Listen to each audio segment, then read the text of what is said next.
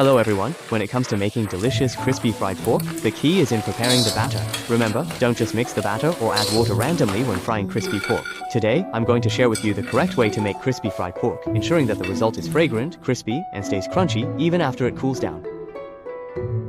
First, prepare a piece of pork shoulder, as this cut is more tender. If you prefer fattier meat, you can also use pork belly. Then, cut the meat into slices about 1 centimeter thick. Next, cut the slices into strips. Just like this is fine.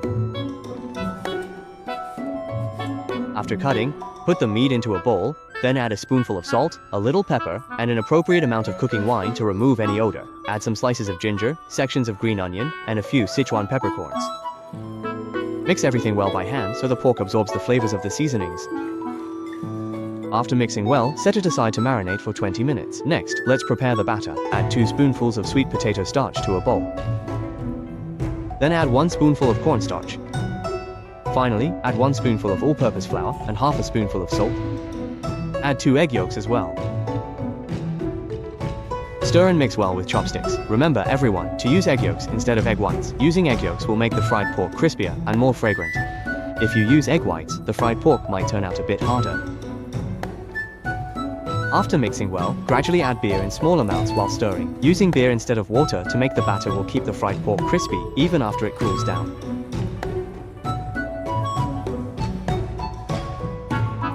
Then add a little bit of cooking oil. Continue to mix well. Adding oil will make the fried pork even fluffier and crispier. Finally, mix until it reaches a thick, yogurt-like consistency like this. Once the meat is marinated, pick out the scallions and ginger and discard them. Then pour the prepared batter in. Use chopsticks to mix well, making sure each strip of meat is evenly coated with a layer of batter. Mix it like this and it's ready. Then set it aside to ferment for 20 minutes. This will make the fried pork even fluffier. Next, add a generous amount of canola oil to the wok. Heat the oil in the wok until it's about 60% hot. When you put in chopsticks, dense small bubbles should appear. Then switch to low heat and add the pork strips one by one, making sure to spread them out to prevent sticking. After adding all the pork strips, don't move them yet. Let them fry until they hold their shape. Once they've set, gently stir them with a slotted spoon to ensure even heating. Fry the pork over medium-low heat the whole time. After about 6 minutes, the pork should be cooked through and the surface golden brown. That's it. Remove them from the oil.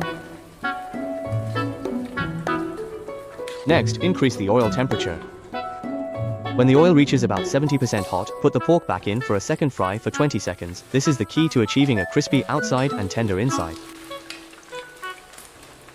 Once they're done frying, remove them and let the oil drain off.